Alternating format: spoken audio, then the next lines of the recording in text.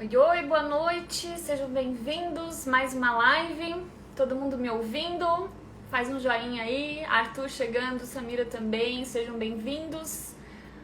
Hoje tem muito assunto pra gente discutir e também um convidado muito especial, o jornalista e também radialista Marcelo Lula, que vai fazer uma participação aqui com a gente. Daqui a pouquinho eu já chamo ele já deve entrar daqui a pouquinho. Que bom que vocês estão me ouvindo, áudio ok. E a gente vai falar hoje de um assunto que eu considero extremamente importante para quem trabalha com assessoria, né? Que é o relacionamento com a imprensa. Como é que você cria esse vínculo com os colunistas? Como é que você conversa com a mídia? Marcelo tá chegando aí, muito bem. Vou aceitar aqui a sua seu convite. Vamos ver se Marcelo consegue nos conectar aqui com a gente para a gente começar esse bate-papo. Oi, Marcelo, tudo bem? Tá me ouvindo bem?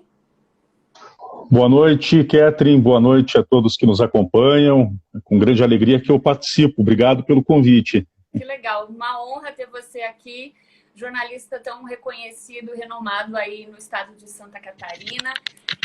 Também radialista, boa noite, sua. Né? Bastante tempo aí de estrada, tem com certeza muito conhecimento aí para compartilhar com a gente. Só não aprendi ainda a arrumar o cabelo direito, né? O cabelo tá caindo, aí eu tento arrumar de uma forma e não dá certo, né? Mas enfim, uma hora dá. Vivendo e aprendendo. Exatamente, quero agradecer, inclusive você está de férias e abriu esse espaço aí na sua agenda para a gente conversar hoje. Tu sabe que nada, tu sabe que é um prazer, sabe, falar de comunicação. O trabalho na comunicação, ele é um prazer. Nós nos divertimos trabalhando, por mais que nós somos seres humanos, cansamos, né? Tem aquele dia que você realmente não está 100%, há uma série de nuances aí que envolvem a nossa vida e que, claro, nós sentimos também, né? Agora, é preciso dizer que quando você trabalha com comunicação, eu acho tão prazeroso trabalhar com comunicação, por mais que por muitas vezes as pessoas pensam que não, pensam que para o jornalista é fácil simplesmente dar a notícia, por pior que seja, e nós sentimos aquilo, nós sofremos porque nós somos humanos e de alguma forma aquilo também afeta as nossas vidas ou afeta a vida de terceiros e você acaba por empatia, que é algo que infelizmente no Brasil ainda é uma palavra ainda que precisa ser muito trabalhada, sair da retórica da palavra e virar uma atitude, né? A empatia é muito importante e por termos empatia nós sofremos também quando nós vemos as pessoas sofrendo, né? E por alguma determinada situação e nós estamos noticiando aquilo e aquilo é claro que é claro que de certo modo mexe com a nossa parte humana, mas claro que aí nós temos um preparo para poder ser o mais profissional possível para abordar aquele tema de uma forma mais profissional e menos emocional, muito embora também há uma discussão hoje em dia até onde o jornalista tem que esconder o seu lado emocional também, né? Eu acho que eu concordo com isso, nós somos humanos, ser humano falando para ser humano, né? De pessoa para pessoa, né? Mas tem que ter um limite. Mas tem que ter um limite também, claro, né? Porque senão você não consegue fazer o seu trabalho. Só quero pedir desculpa que a minha luz aqui não está muito boa hoje. Peço desculpa aí, mas eu acho que conseguem me enxergar direitinho, né? Tá sim, tá ok. Tá. E aí, então é basicamente isso, né? Então, mas é um prazer. Então, mesmo de férias eu estou trabalhando, né? Nessas férias eu já fiz 2 viagens a trabalho, para você ter uma ideia, né? Quando você fez o convite carinhoso aí, eu fiquei muito feliz. Estava trabalhando, estava em viagem de trabalho também. Legal. Bom, Marcelo, gostaria que você se apresentasse, falasse um pouquinho aí da sua experiência, né? Você, além de ser do SC em Pauta, né, que é um canal de comunicação aí muito difundido, não só em Santa Catarina, mas também nos 3 estados do Sul, mais de 600 mil acessos, né? Você trabalha muito bem essa linguagem política, inclusive tem se destacado aí no estado por muitos furos, né? Que a gente fala dos bastidores da política. Queria que você se apresentasse aí para o pessoal que ainda não te conhece. Bom, bom, eu sou um jornalista que eu não consigo, de modo algum, ficar muito quieto, eu preciso de novos desafios. Você sabe que a comunicação ela está em constante, parece clichê falar isso, mas a comunicação constantemente ela se renova, né? Ela se mostra de uma nova cara. E eu trabalhei eu já fui editor de política em jornal impresso, né? Eu já fui diretor de comunicação, eu já fui de um jornal impresso aqui mais no Oeste, o Voz do Oeste, né?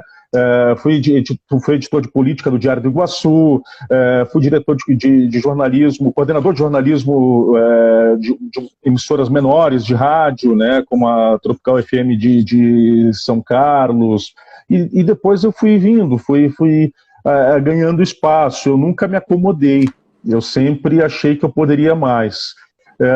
Em determinado momento eu fiz uma reflexão se não era o momento de eu tentar realizar um trabalho meu, porque, com todo respeito, isso não é uma crítica. Todo veículo ele tem todo o direito de ter o seu direcionamento editorial e a sua forma de trabalhar, né? Mas, a alguns momentos, isso te frustra também. Né? Isso é frustrante. Mais de liberdade também de trabalho, né? Eu precisava disso. Talvez eu seja meio indomável, como algumas pessoas falam, né? E talvez seja isso. Mas eu não consigo deixar de trabalhar a comunicação como deve ser feita. Claro que eu não sou perfeito, eu tenho muito a aprender, nós temos muitos professores, muita gente boa no mercado ensinando muito, e eu constantemente eu aprendo, tá? Eu leio muito, acompanho muitos colegas, eu faço isso diariamente, porque nós precisamos, sim, além de estarem bem informados, de estar atento, mas você precisa também observar nos outros o que tem ali de bom, o que tem de diferente, o que você não está fazendo, e eu faço muito disso. Mas aí, em determinado momento, eu pensei, por que não fazer um projeto próprio, né, e criar um projeto, ir para essa nova plataforma, esse novo caminho que a internet está te oferecendo, né, esse novo mundo que a internet está te oferecendo, e foi legal, foi num momento bacana, assim, né, saía de um momento ruim, né, até mesmo pessoal, com a perda da minha mãe. Foi no mesmo ano que teve a tragédia da Chapecoense, onde perdi muitos colegas. Eu trabalhei na rádio na época da tragédia, eu trabalhava na rádio Chapecó e eu era diretor de jornalismo desse jornal Voz do Oeste. Então eu perdi alguns colegas dos 2 veículos. Né? Fora colegas que você via no dia a dia e cria amizade, né? Diretores do clube, empresários da cidade que estavam no avião, que também tinham um contato com eles. Então, sim, foi uma situação muito dura. E o pior de todos foi o que depois culminou também com a minha mãe. Então, isso foi um ano de transformação, 2016. E aí, em 2017, eu falei, não, eu preciso fazer algo diferente. E aí, ali, dezembro de 2016, eu comecei a amadurecer isso. Era uma coisa que eu já queria há algum tempo, mas não tinha coragem de fazer. Falei, não, vou investir nisso. E não é fácil, porque é sofrido. Para você monetizar um portal, você precisa fazer um processo de convencimento muito grande. Né? E esse processo de convencimento foi através do trabalho, foi através do resultado, né? Como você bem disse, das informações em primeira mão. Graças a Deus eu consegui trabalhar e criar aí um bom relacionamento com muita gente, e as fontes são muito generosas comigo, ao mesmo tempo em que elas sabem que se elas me passarem uma informação, elas serão protegidas. Eu nunca entreguei uma fonte na vida, até porque nós temos uma lei como jornalistas que nos protege em relação a isso, mas nunca trair uma fonte, né? E já tive inúmeras oportunidades para isso e propostas para isso, mas eu não sou venal e não faria isso com uma pessoa que me ajudou com uma informação. O jornalista não é ninguém sem uma fonte. Então, e aí o trabalho foi crescendo assim, mas um pouco também na imposição, sabe, Catherine? Ainda há uma visão, infelizmente, ainda de uma pequena parcela, tá? De que a comunicação ela se limita ainda a 1 ou 2 veículos, e isso não é mais assim, né? A comunicação ela pulverizou, tem muito profissional, tem muita gente bacana fazendo coisa legal aí de forma independente. E aí, em alguns momentos, eu precisei meter o pé na porta também e mostrar, não, peraí, olha, eu estou aqui, eu tenho meu espaço e eu faço também, e eu tenho qualidade também no meu trabalho, né? Por mais que eu digo que eu sempre estou buscando esse constante crescimento, mas aí também faz parte também dessa conquista de mercado também isso, né? Legal você falar dessa questão do relacionamento, porque justamente o ponto, né, desse nosso encontro. Falar principalmente para os assessores que estão chegando agora, até para quem está há mais tempo, mas não tem esse relacionamento tão próximo com os colunistas, como é o seu caso, né? E até eu recebi uma pergunta hoje pela caixinha, que é uma coisa muito curiosa, assim, como fazer o primeiro contato? Hoje, como que você prefere? Por exemplo, eu assumi a assessoria de comunicação de um parlamentar, de um vereador. É legal pegar o telefone e ligar. Oi, Marcelo, eu sou a Catherine, estou assessorando o fulano de tal. Você prefere um e-mail, um contato no WhatsApp? Como é que faz esse primeiro contato para criar esse relacionamento com você? Já chega oferecendo uma pauta ou se apresenta primeiro? Pergunta, Marcelo, qual que é o seu interesse? Sei que você fala de política, mas que tipo de conteúdo que te agrada? Para criar já esse vínculo e para chegar oferecendo um conteúdo que seja de interesse não só seu, mas também dos seus leitores, né? Olha, eu prefiro sempre a relação mais pessoal possível, né? É claro que quando você cria uma relação pessoal, a coisa acontece diferente, a coisa flui melhor, né? Então é óbvio, eu prefiro sim, quando um assessor, né, chega antes de oferecer uma pauta de um assessorado, que ele me procure, que ele converse, que ele se apresente, né? E eu acho que aí você começa assim a criar uma relação, e é interessante isso porque eu me torno muito amigo de muitos assessores, assim, sabe? Eu tenho uma relação legal. Com outros nem tanto, mas não por uma questão de não querer, mas de tempo, ou talvez não teve a oportunidade ainda, mas muitos assessores se tornam meus amigos, porque eles fazem esse processo, eles seguem esse processo, né? Me ligam, olha, Marcelo, eu estou assessorando fulano de tal a partir de agora, estou à sua disposição, e aí acontece essa conversa, né? E eu vou falar, olha, eu gosto muito de trabalhar com bastidores, né? E aí você começa a fazer, né, a criar esse relacionamento.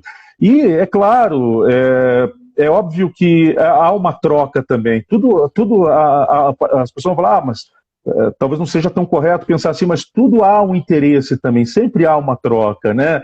É claro que um assessor, por exemplo, que beneficiar o colunista com uma informação em primeira mão, ou com um bastidor, claro, nunca traindo o seu assessorado, mas né, o seu assessorado sabendo do que ele está fazendo, mas ele passando uma informação de bastidor, trazendo algo a mais, é claro que isso acaba fortalecendo a relação, cria-se uma relação de confiança, e a partir disso ele vai ter muito mais entrada, muito mais abertura, e a possibilidade de emplacar uma pauta na minha coluna. É basicamente assim que funciona. Agora é legal você falar isso também, e eu gostaria de tocar num outro ponto, que é a questão da exclusividade, né? Quando parte do assessor oferecer para você uma pauta e dizer assim, Marcelo, está em primeira mão, eu vou oferecer só para você. É importante justamente ter essa relação de confiança, porque não adianta ele falar para você que ele vai passar só para você e daqui a pouco você vai ter em todos os outros veículos, né? Precisa ter essa, como você disse, é uma via de mão dupla, né? E você tem que criar um mecanismo também no teu texto, enfim, uma forma de você também não expor o assessor e não expor o assessorado, né? Se eles confiaram em você, se eles te prestigiaram com uma informação em primeira mão, então o ideal é que você faça de tal modo que você não vai expor ao ponto de criar um mal-estar desse assessor, desse assessor ou desse assessorado com outros colegas.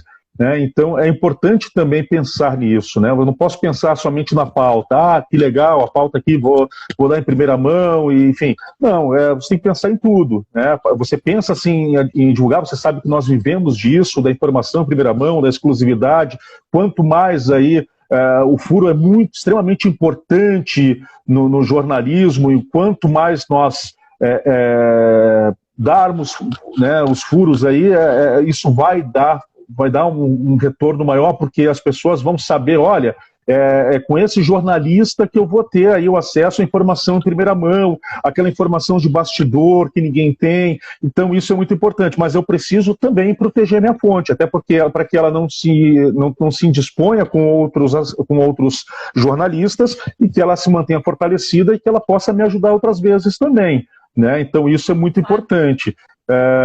Agora só que eu acabei me enrolando aqui, me fugi um pouquinho, porque você fez a pergunta e eu não consegui responder como um todo. Sobre essa questão da exclusividade, né? A pessoa chega e te oferece, olha, o assunto é exclusivo. De repente, quando você percebe, está em vários portais e o assessor não cumpriu com o combinado, né? Já aconteceu isso, tá? E aí sim você acaba, aí a relação fica prejudicada, né?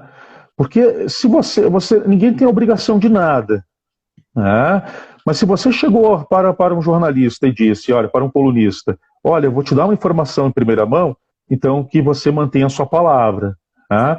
Porque senão quebra a confiança. E já aconteceu comigo muito disso, já aconteceu algumas vezes comigo, né? Da pessoa falar, olha, vai sair tal informação, segura porque senão você vai me expor agora, mas... E aí daqui a pouco eu vejo e a pessoa vazou para uma outra que não segurou, que não teve o mesmo respeito que eu. Aí sim a relação fica extremamente prejudicada. Por isso que eu digo, acho que a palavra principal é confiança, sabe? Você tem que ter confiança, você tem que gerar confiança. Eu tenho que agir de uma forma muito, muito honesta com os assessores, com quem está me beneficiando, com quem está me passando informação, mas ao mesmo tempo a recíproca tem que ser verdadeira. Eles também precisam ser honestos comigo também, precisa ter a honestidade, precisa ser recíproca. Com certeza. E também da mesma forma, assim, eu ofereci uma pauta para você, estou falando que ela é exclusiva. Por mais que o portal ele não tenha um deadline, né, ele não fecha às 18, você pode estar publicando, mas a sua coluna diária ela tem um horário que fecha. Eu, como assessor, vi que está fechando o horário da coluna. Você acha legal mandar uma mensagem e perguntar, olha, Marcelo, você acha que você vai conseguir sair, vai conseguir colocar minha notinha? Porque se você não colocar, vou oferecer para outro colunista. Você acha que é legal essa conversa?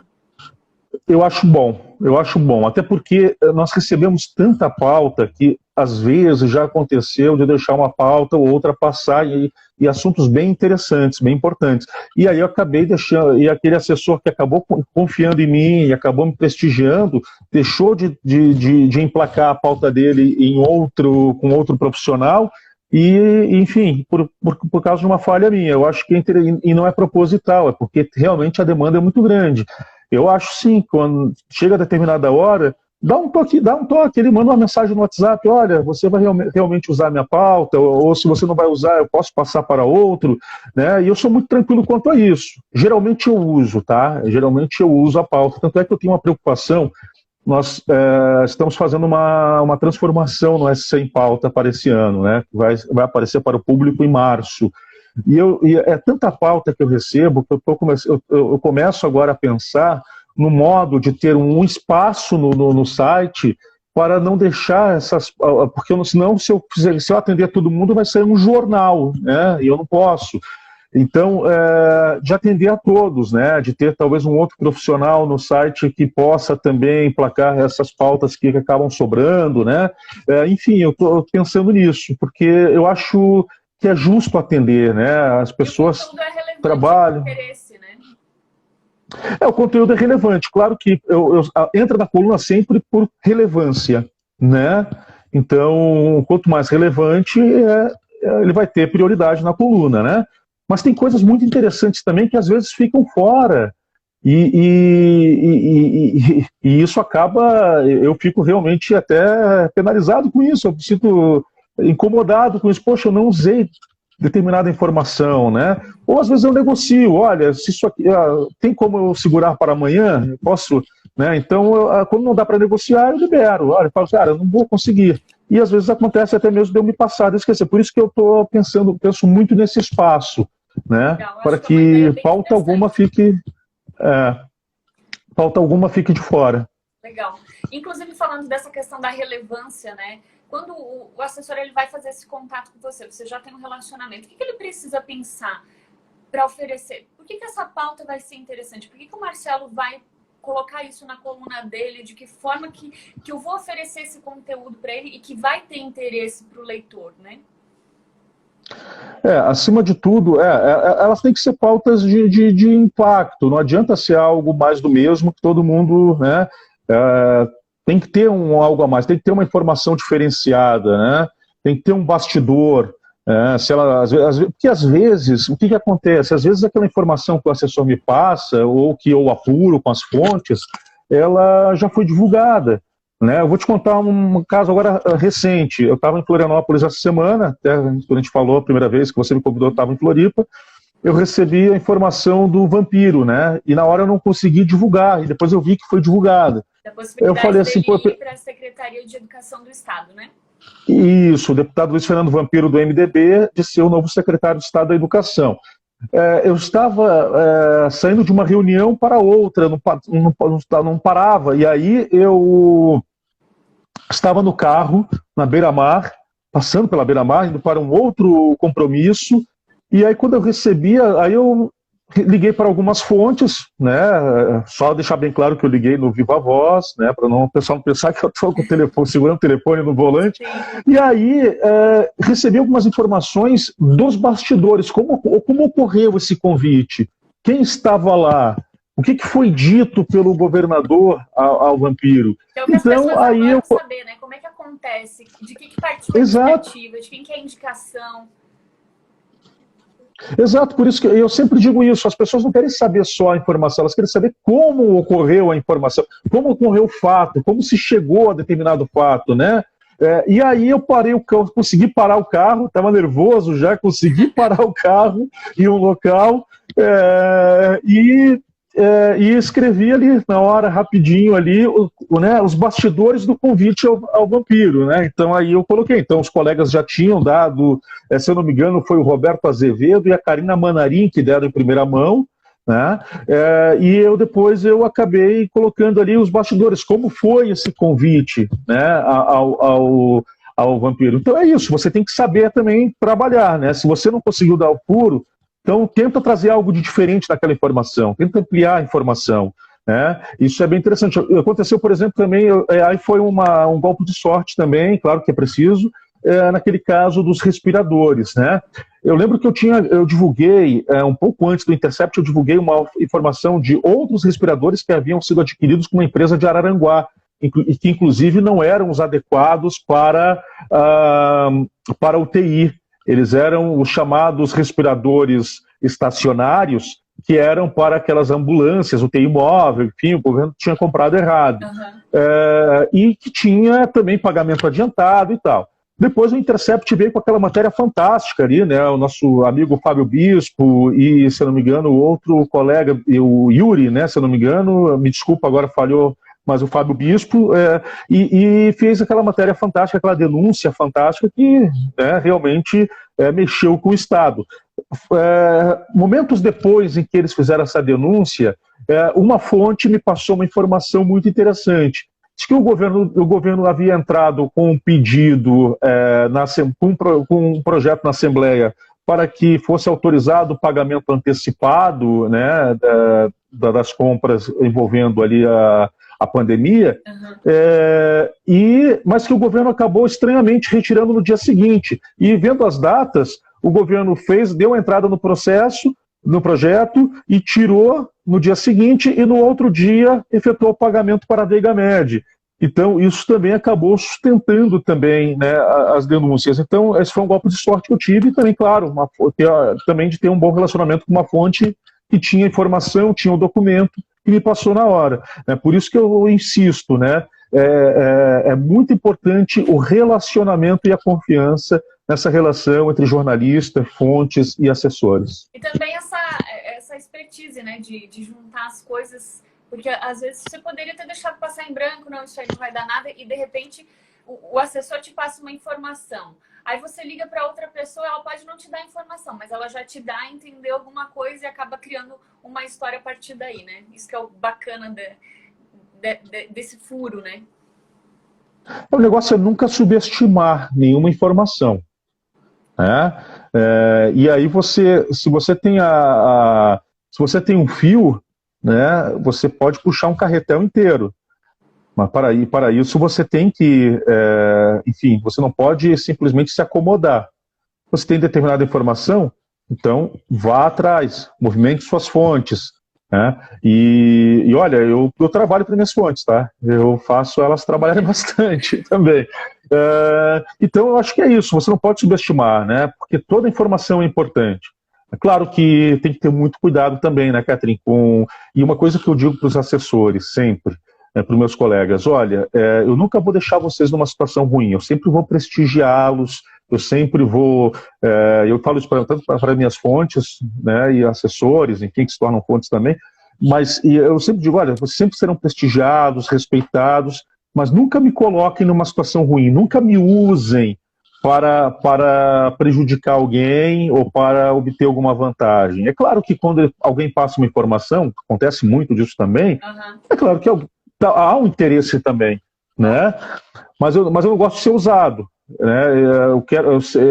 Aquela informação, por mais que vai trazer algum benefício para aquela pessoa, mas tem interesse público, tem interesse, né? Vai gerar algo de importante para o debate público, para a sociedade, vai denunciar alguma situação que precisa chegar ao público e ao Ministério Público, enfim, então sim, né? Então tem que ter muito esse cuidado também para que você não se deixe usar, porque há muita coisa, se planta muita informação também, ainda mais no meio político onde eu vivo.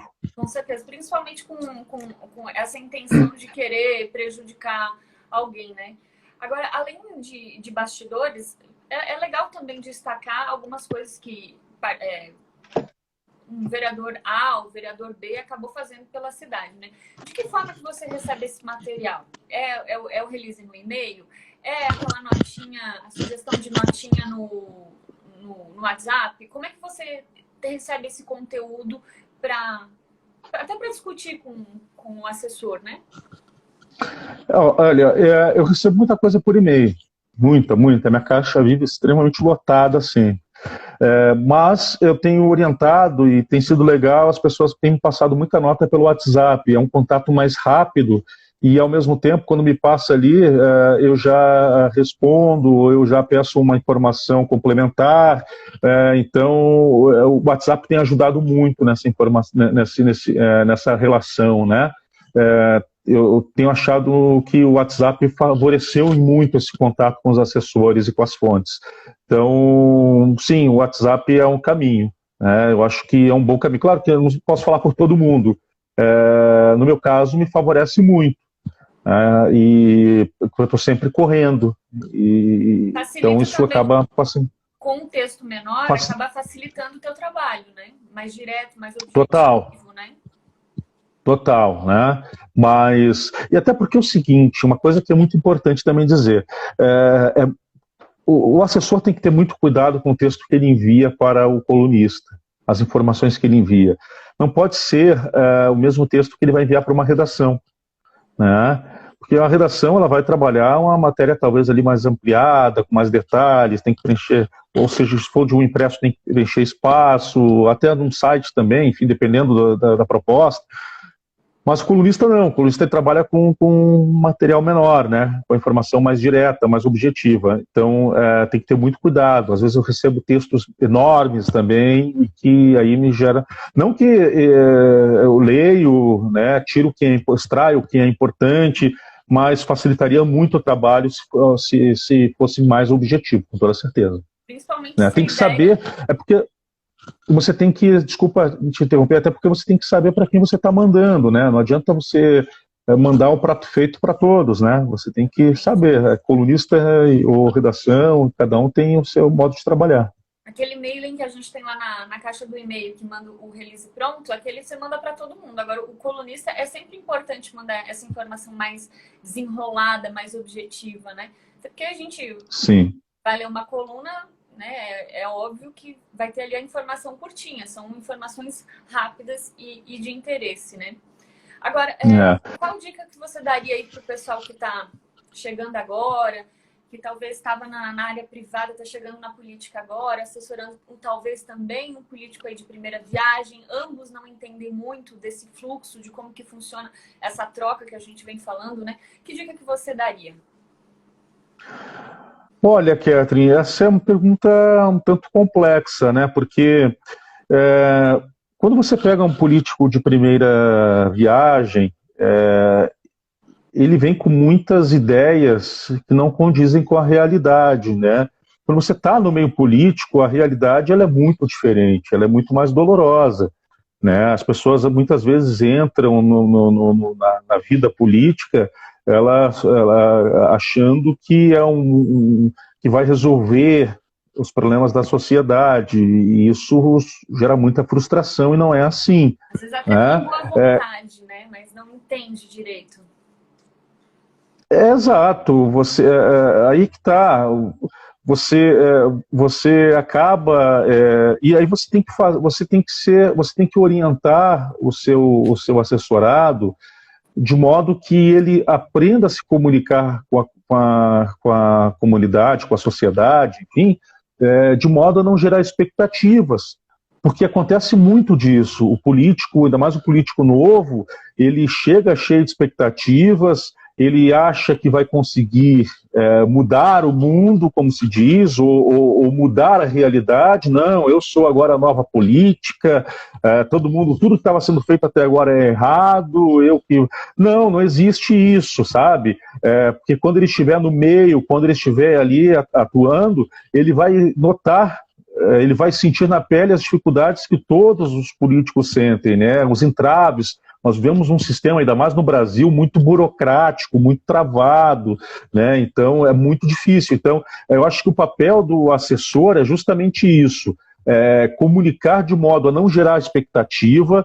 Aí você vai dizer, poxa, mas aí o meu assessorado precisa gerar uma expectativa para poder atrair voto, para poder atrair, né, a popularidade, mas aí você corre um sério risco de você, lá na frente, você frustrar quem confiou nessa pessoa, e aí essa pessoa vai ter um trabalho muito maior depois se ela quiser seguir na vida política, né? Então eu acho que isso é muito importante, ter muito pé no chão, conhecimento, saber das prerrogativas de um vereador, né? O que faz um vereador, né? Qual é o limite de um vereador, né? Eu ainda dessa eleição me surpreendi porque eu vi ainda algumas pérolas ainda de vereador, candidato a vereador prometendo obra, prometendo que ia asfaltar não sei aonde, que ia fazer isso e aquilo, sendo que não é o papel do vereador, né? É o papel do executivo. O vereador, sim, ele pode se colocar como representante daquela pessoa que confiou nele, da sociedade, para cobrar, a pessoa mais próxima ali para cobrar, né, do poder executivo que realize determinadas ações, ainda mais para as comunidades às quais eles representam, né? Muito embora um vereador ele é do município inteiro, mas é claro que ele tem uma ligação maior com determinadas pautas ou determinadas comunidades. Então eu acho que isso é extremamente importante, né? Ter esse conhecimento. O assessor precisa realmente ter essa confiança, ou melhor, esse conhecimento do funcionamento, né, da máquina pública para fazer com que o seu assessor, com o seu assessorado, ele atenda às expectativas da melhor forma possível, sem gerar uma expectativa demasiada que vai, sim, com certeza, depois se tornar algo ruim para ele, né? Legal. Dá boas-vindas aí, Vilmar, chegando agora, mais gente chegando agora. Tem uma pergunta aqui do Rodrigo, inclusive, pessoal, assessores que estão assistindo aí, políticos, Ari também, seja bem-vindo também, assessor, trabalha com política, pode mandar as perguntas aqui pra gente. O Rodrigo mandou uma pergunta assim, Marcelo, assessoria de imprensa é também construção de marca? Qual que é a sua opinião sobre isso? Eu acredito que sim. Sabe que eu praticamente não trabalhei com assessoria de comunicação, né?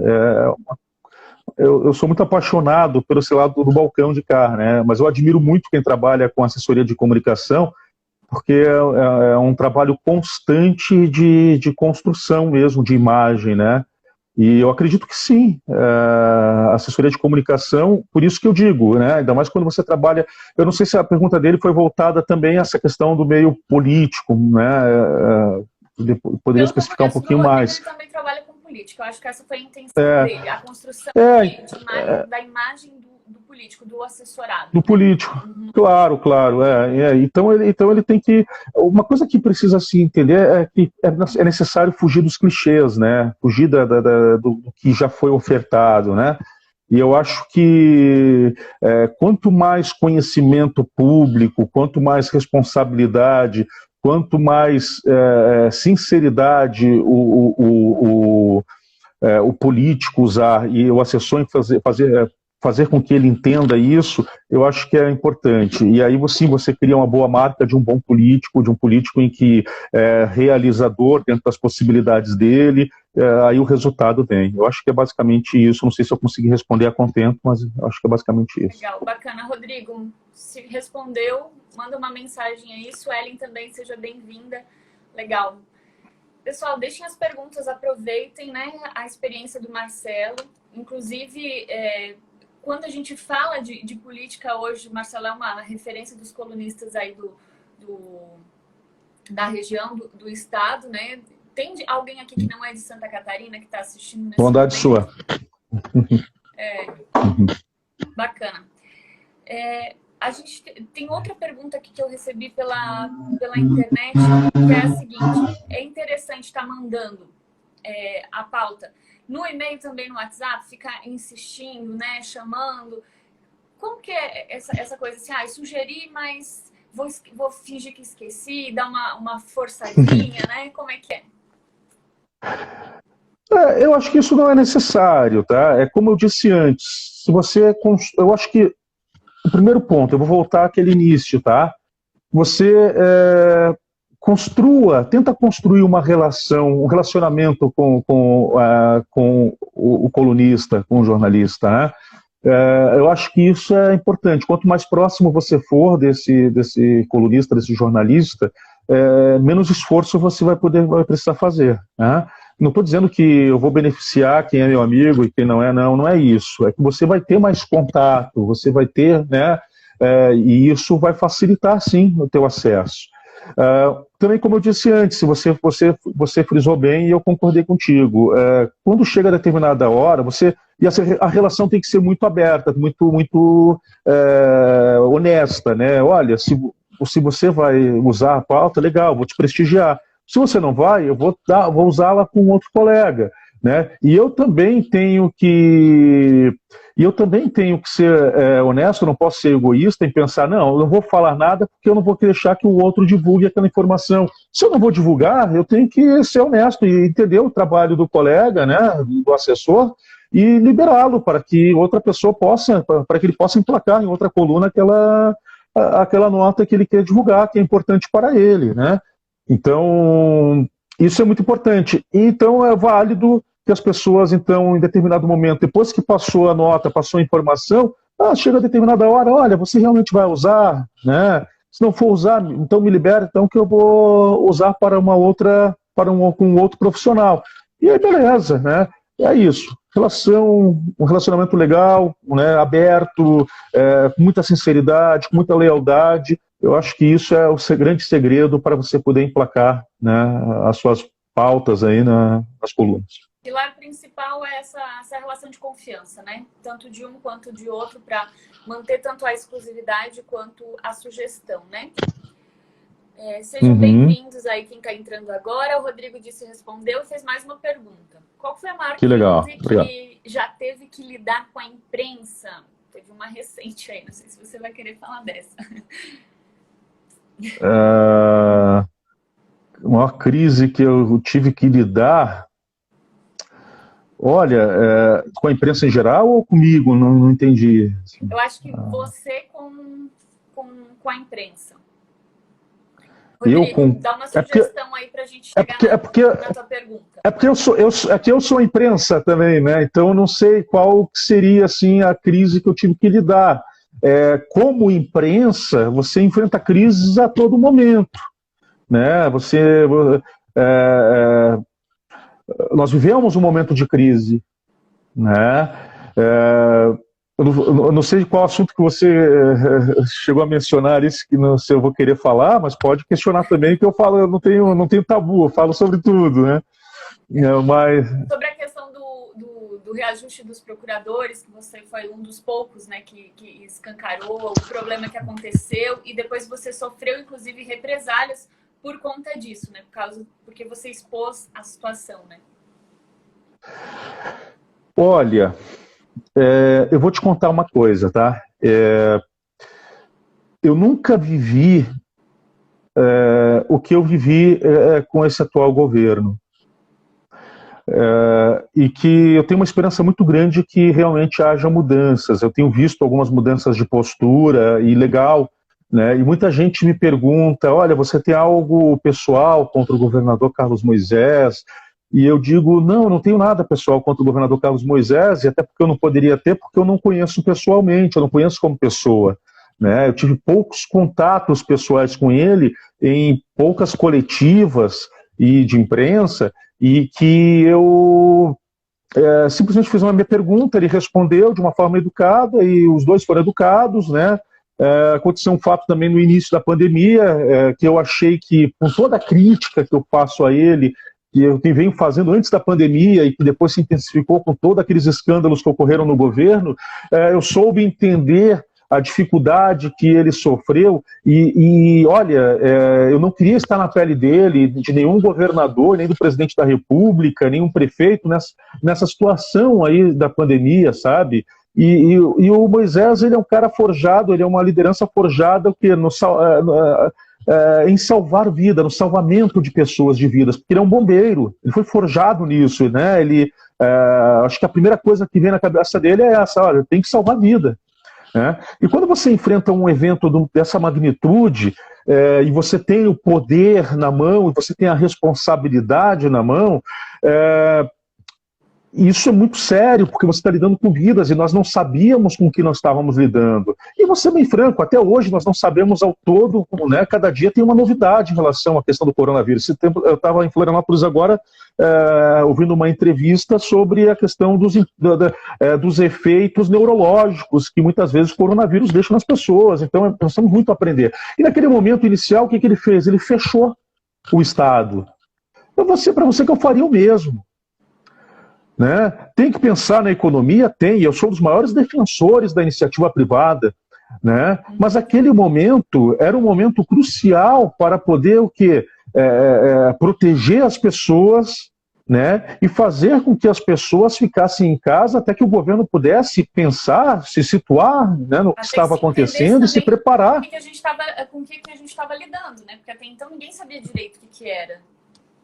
Perfeito, né? Então foi um modo de tentar proteger as pessoas. Eu acho que ele foi muito feliz naquele momento, e eu externei isso a ele, inclusive, numa das coletivas de imprensa, né? Eu parabenizei pelas atitudes que ele estava tomando. De fato, ele foi muito corajoso, né? Ele acertou no que ele fez.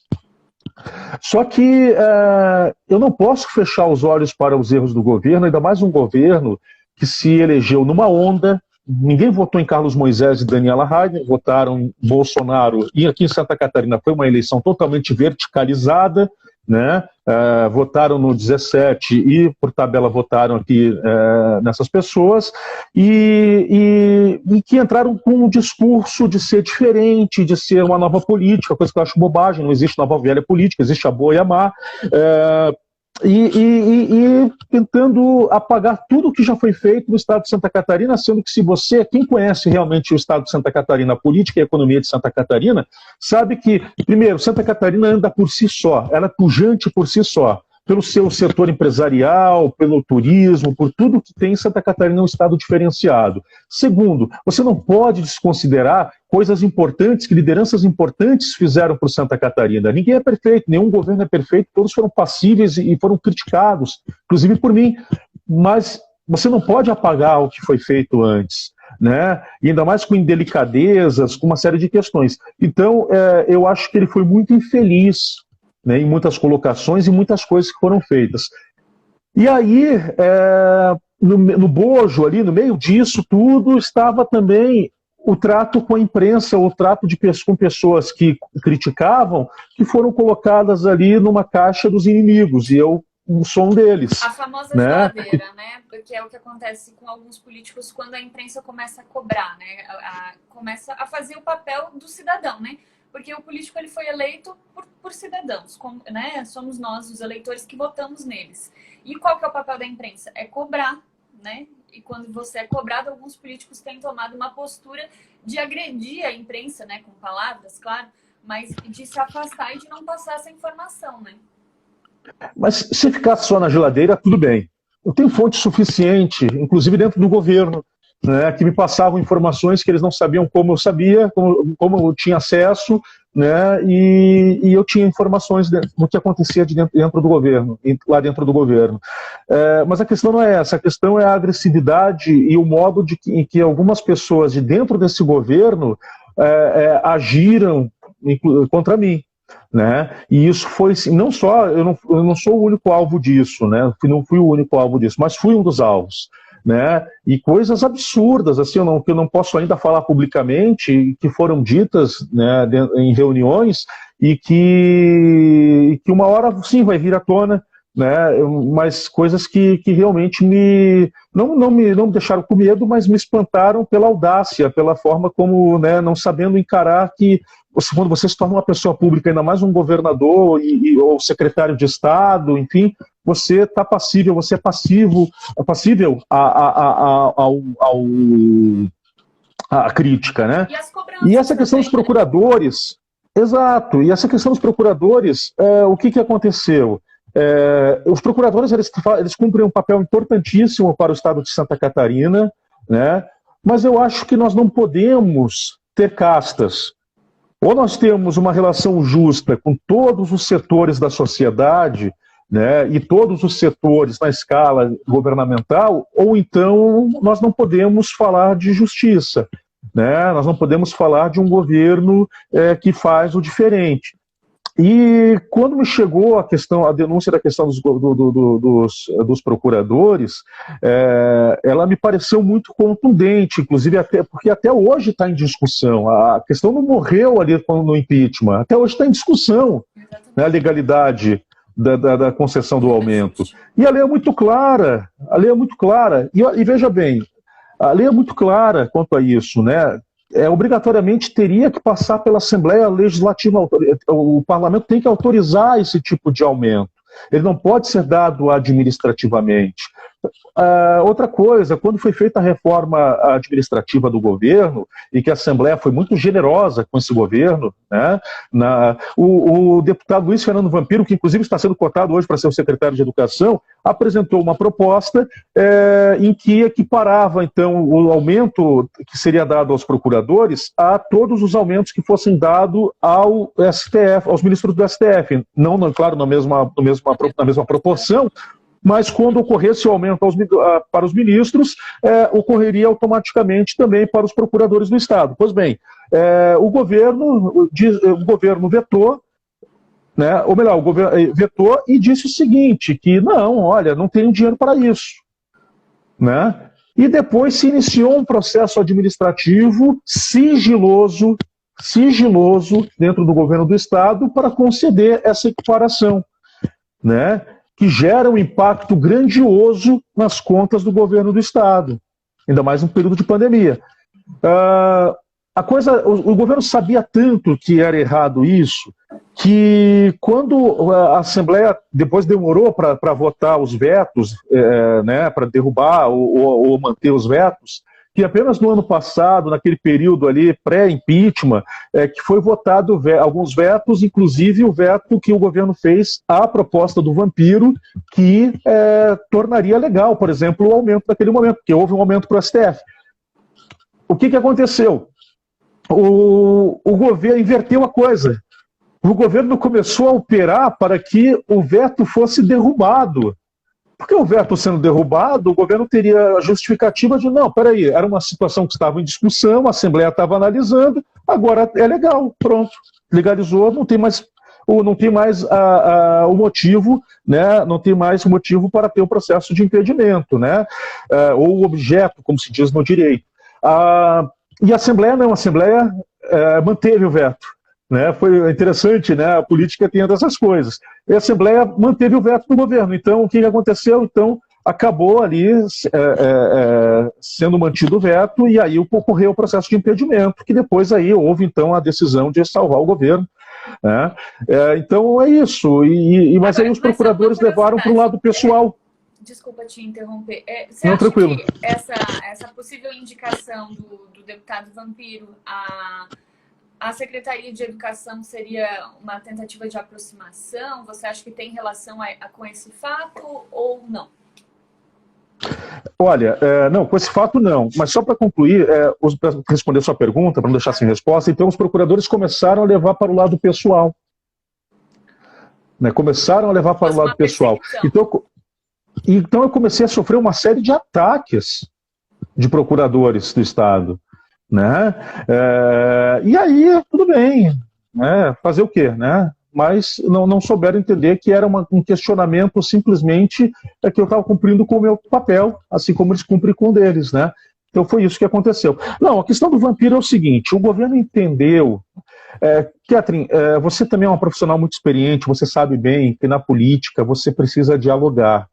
Não existe quem faça política sozinho, não existe um governo que consiga realizar uma gestão de resultados sem ter uma boa relação, por exemplo, com os demais poderes, sobretudo com a Assembleia Legislativa no caso dos estados, né, ou o governo federal no caso do Congresso Nacional. Na dor, né, na vida você aprende no amor ou na dor, né? E na dor o governo entendeu isso. Porque o governo, o governador simplesmente, ele tratava os deputados como se fossem cidadãos de segunda categoria, como se fosse, né, não queria tirar foto com essas lideranças, né, não, é tudo os políticos velhos aí, é tudo bandido, é tudo isso e aquilo, era mais ou menos uma ideia dessas pessoas que estão no governo que elas tinham das lideranças, né. E não, e eu não estou falando aqui de negociar, eu estou falando aqui de você ter um bom relacionamento, de você receber um deputado, de você ouvir as demandas que esse deputado tem para determinada região, né, e de você chamar os deputados e pedir o apoio deles em determinadas pautas e você construir uma relação também com esses deputados. O governo não entendia isso. A partir do processo de impeachment, quando Moisés se viu sozinho, sem apoio popular, né, só não caiu por um detalhe, que foi aquele voto em que o Sargento Lima, deputado estadual Sargento Lima do PSL, salvou a Daniela Rainer, e na Assembleia tinha uma questão muito certa, muito definida, né? Olha, se for para a Daniela ficar, então nós não vamos derrubar o Moisés. Moisés vai ficar no governo, né? Porque não há confiança alguma em Daniela Rainer, na capacidade dela de fazer a gestão do Estado. Então, o que aconteceu? O Moisés aprendeu na dor, né? E ele entendeu, então, isso, e ele começou, então, a abrir o governo. Ele trouxe para o lado dele uma figura que entende muito de política, entende muito né, e que é muito respeitado pelos deputados, que chama-se Heron Giordani, que é o novo chefe da Casa Civil. Um rapaz novo, ainda jovem, mas tem uma experiência política muito grande e é muito respeitado no meio político, né? E ainda mais entre os deputados, ele é muito respeitado, tem uma relação muito boa. E aí começou a mudar essa relação, né? E ele começou a ver, não, poxa, eu posso ter determinados partidos comigo, fazendo o governo comigo, posso abrir o meu governo e daqui a pouco nós podemos aí ter um governo muito mais exitoso, né? Fazendo mais entregas, com mais resultado. E aí começou, inclusive, a mudar a postura dele, né? Ele antes era encastelado na Casa da Agronômica, né? Não saía da Casa da Agronômica de jeito nenhum, tinha que jantar cedo com a primeira-dama, né? não passava o celular dele nem para o líder do governo, né? Aconteceu uma situação muito constrangedora com o deputado Maurício Kudlak, quando era líder do governo, eles estavam no jantar o Maurício, no meio de todo mundo, falou: governador, eu sou o seu líder do governo agora, eu só poderia me passar o seu celular? E ele falou: não, você fala com o meu ajudante de ordem, celular aqui é só para a família e tal. Isso nunca existiu, sabe? Olha, Kathleen, eu tinha o celular, eu tinha o telefone da casa do Luiz Henrique da Silveira, celular, eu tinha o celular de Raimundo Colombo, eu sempre tive, os outros governadores sempre foram muito acessíveis, ainda mais quando é um líder, quando é um deputado, e esse governo não entendeu. Né? E aí, até depois de um tempo, tentou criar ali, desesperadamente, na época da CPI, dos respiradores, do impeachment, criar aí até apelidaram de telefone vermelho, né? E que acabou virando piada para os deputados, né? Aquele telefone, né? Para ele atender os deputados. Mas então hoje ele muda um pouco a postura. E eu espero realmente, eu torço para o bem de Santa Catarina, né? Que essa postura ela se mantenha. Né, de diálogo, de abertura, e por que não? Nós vivemos uma política de coalizão, você tem que abrir o seu governo sim, você pode ter ali a participação de outros partidos, não tem nada de errado nisso, desde que você faça a coisa certa, não tem nada de errado nisso. A política é feita disso, de diálogo, de aproximação, e isso é correto. Agora, vamos esperar um bom resultado em relação a isso. Agora, quanto ao vampiro, ele faz parte desse processo, ele faz parte desse novo momento. Não tem nada a ver com aquela questão lá, não. É uma questão, ela tem tudo a ver com esse novo momento do governo do Estado. Legal. Falando dessa relação de confiança, né? É o que a gente falava antes. Tanto a relação de confiança assessor e jornalista, né? Como a que o governador o relacionamento que ele deveria ter trabalhado com os deputados. Também precisa de uma relação de confiança, né? Dando boas-vindas aqui para o pessoal que está entrando, o Rafael Carrasco, Gisele Scotel. Glauco Pio tem uma pergunta. Uma pergunta bem política. Quem comanda o governo? Júlio Garcia ou Moisés? Glauco colocando uma pimentinha a mais nessa conversa, que o Glauco gosta de colocar uma pimentinha. Uma pergunta bem capciosa. Olha, quem manda é Moisés, é o governador. Né? Mas houve uma aproximação. Uma coisa que nós temos que entender, e eu sei que as pessoas da vida daqui a pouco vão chamar, a questão da Alcatraz, por exemplo, né? Então vamos separar um pouquinho a coisa aqui. Se nós formos ver a experiência do político Júlio Garcia, ele é um político extremamente respeitável, experiente, né? Uma figura de bom trato com todos, e eu acho que politicamente, quando você tem uma aproximação com o Júlio Garcia, no caso, eu acho que politicamente é muito interessante. Né? É um homem sábio, um homem que tem uma visão interessante sobre a política. Né?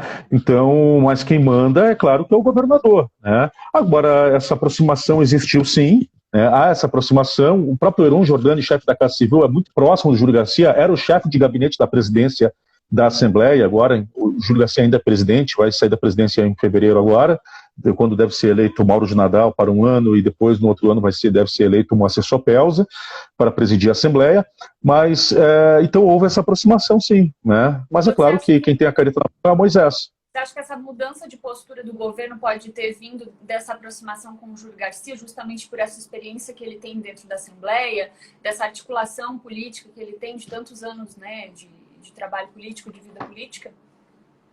Eu acho que essa tentativa de mudar é que levou o governador até o Júlio Garcia, né? E até o Heron Jordani, até esses nomes aí. E o governador sentiu a necessidade de mudar. Ele sentiu a necessidade de entender o ambiente político. Ele sentiu a necessidade de dialogar. Né? E essas pessoas, elas gozam de uma confiança muito grande entre os deputados também. Né? Então, são ouvidas pelos deputados. Então, isso acabou acontecendo nesse sentido. Né? A necessidade de mudar é que o levou a essas pessoas que estão aí mostrando um novo caminho para o Moisés. Né? Olha, o Moisés, eu acho que se somar o ano passado ou o ano retrasado, acho que ele só nesse início de ano, aí, entre o final do ano passado e início desse ano, ele já viajou. Olha, se não viajou mais, ele viajou quase, né, pelo menos quase a mesma quantidade que ele viajava antes, porque antes, como eu disse, ele era encastelado na casa da agronômica, ele não saía de jeito nenhum. né? E agora ele está indo, vai às bases, convidam os deputados das regiões para acompanhá-lo, né? Então ele tem sim feito, enfim, ele pensa, né? Ele consegue fazer algo de diferente, consegue construir essa aproximação. Tem um comentário aqui do vereador Rabuja, de Lontras, falando, ironizando um pouquinho, né, Rabuja? Bem interessante mesmo. Júlio Garcia com quase uma dúzia de processos e que já deveria estar preso. Pensa como é interessante. E justamente fazendo essa... Não, é legal ele fazer esse comentário. É como eu disse antes, eu separei a questão da Alcatraz com a questão política, né? Como eu falei, quando eu fui analisar a situação, eu separei uma coisa da outra, né? Agora a questão da investigação da Alcatraz, eu acho que, como qualquer outra, ela tem que seguir, ela está seguindo, na justiça. Vamos aguardar aí para ver quais são os encaminhamentos. Eu divulguei todas, olha, Kathleen, se você buscar desde o início da Alcatraz, desde nomes, desde tudo, eu divulguei sempre todas as informações, né? Você pode pesquisar no SC em Pauta, assim como foi na Chabu, assim como foram em outros acontecimentos no Estado, né? Ou seja, então, acompanhando tudo isso, eu falo com maior tranquilidade, que eu aguardo, né? E eu acho que a justiça seja feita, né? E nós estamos aí para isso, porque a imprensa ela não pode pré-julgar. Eu não posso chegar e dizer, olha, fulano de tal já tem que estar preso, fulano de tal tem que... Não, eu não posso pré-julgar, né? Assim como, por exemplo, quando eu fiz as denúncias quando eu fiz a denúncia, por exemplo, do hospital de campanha, né? Fiz a denúncia, mas cabe ao Ministério Público apurar, a Justiça julgar, né? Não cabe a mim, né? E independente do resultado, vai ser noticiado igual, né? Que a justiça seja feita sempre. Nós da imprensa, é importante dizer, nós da imprensa não temos o poder de julgar ninguém, nem podemos, até porque nós podemos ser processados por isso, né? Nós temos sim que fazer o nosso trabalho com muita responsabilidade, dar direito ao contraditório, né? Não fazer o pré-julgamento e esperar que a coisa se resolva na esfera onde tem que resolver. Aí depois sim nós fazemos as análises em cima dos fatos. Rabuja disse, no Brasil não temos justiça, meu amigo, é só olhar para cima, para o STF. Infelizmente, quem faz a legislação aí já está numa outra esfera, né? Está nos deputados, nos senadores, mas cada um precisa fazer a sua parte, né? Olha, é interessante esse comentário, importante esse comentário do vereador, porque há uma insatisfação muito grande mesmo da sociedade com o que ocorre, né, no país. Eu sou um crítico do STF, né? Eu acho que o STF se tornou um bom espaço, inclusive, para uma vitrine, não estou falando de todos os ministros, porque seria injusto, mas para alguns ministros, inclusive, fazerem palestras, venderem livros, venderem curso e etc., tá? Isso é um fato. Mas as pessoas precisam também ter um entendimento do que é o STF também. O STF, o papel real do STF é dizer se aquela determinada situação, se ela é constitucional ou não, se ela atende à Constituição, né? Esse é o verdadeiro papel do STF, né? As pessoas às vezes não entendem isso.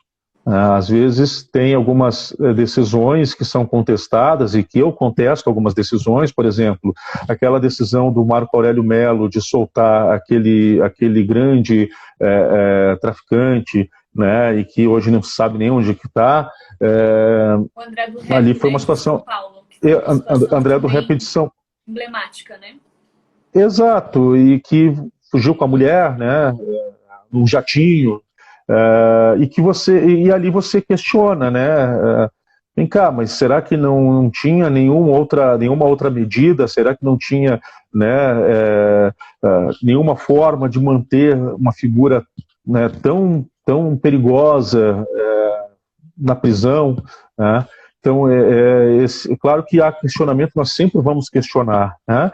Mas, por outro lado, nós temos que entender, né, que há questões aí que realmente se atende à Constituição e que é preciso, sim, entender que tem coisas que não podem fugir da alçada do STF. Mas no Brasil ele precisa ser passado a limpo como um todo. Eu vou ser bem sincero, eu não acredito, eu vou fazer uma provocação aqui, eu não acredito em Messias, eu não acredito em salvadores da pátria, tá? Que saem do dia para da noite para poder aí se lançam ao público para poder salvar. Eu acho que a coisa é muito mais complexa. Desde o sistema ao qual nós vivemos hoje um parlamentarismo disfarçado. Eu sempre fui muito presidencialista, depois de uns anos para cá eu me tornei muito parlamentarista. Eu acho que o parlamentarismo ele é extremamente importante em vários aspectos, e sobretudo até mesmo na mudança de um governo que não está indo bem, através do voto de desconfiança. Ele é muito menos traumático do que um processo de impedimento, por exemplo, né? Agora, nós precisamos entender que é isso, que nós precisamos de uma mudança profunda, nós precisamos sim de uma revisão da nossa Constituição, né? Nós precisamos sim mudar a estrutura, né, que nós vivemos hoje. Nós precisamos de um bom pacto federativo. Não tem sentido concentrar tanto dinheiro em Brasília, quando na verdade as atividades fins elas estão nos municípios, nos estados, né, onde que deveria estar a maior parte dos recursos. Então, mendigando recursos, né, como foi que a gente acompanhou aí, por exemplo, a 470, que eu acompanhei muitas audiências, né, tanto com o ministro da Infraestrutura quanto o presidente, desde a época do Michel Temer, depois com o Bolsonaro também. Por quê? Porque o recurso fica concentrado aqui, e mesmo Santa Catarina sendo um estado que manda tanto imposto para cá, o retorno para o estado acaba sendo muito pequeno, né? Santa Catarina é um dos estados que tem uma relação totalmente desigual com outros estados, né? Santa Catarina é um dos estados que mais produzem, né? E eu não estou falando aqui de que os outros estados não merecem, pelo contrário, tem estados aí que sofrem muito, inclusive até mesmo por colonialismo que ainda existe, né? Por algumas famílias ainda, né? Algumas pequenas oligarquias que existem lá que mandam em alguns locais, existe isso ainda no Brasil, ainda infelizmente ainda. Claro, e por causa dessas figuras nefastas é que alguns estados aí passam uma extrema dificuldade. O nosso norte, nordeste que é tão lindo, né, que é tão bacana, é tão rico, inclusive culturalmente, né, mas sofre muito porque ainda se deixa a se levar por pequenos grupos que ainda mandam e que acabam fazendo com que esses estados sofram os efeitos disso, né?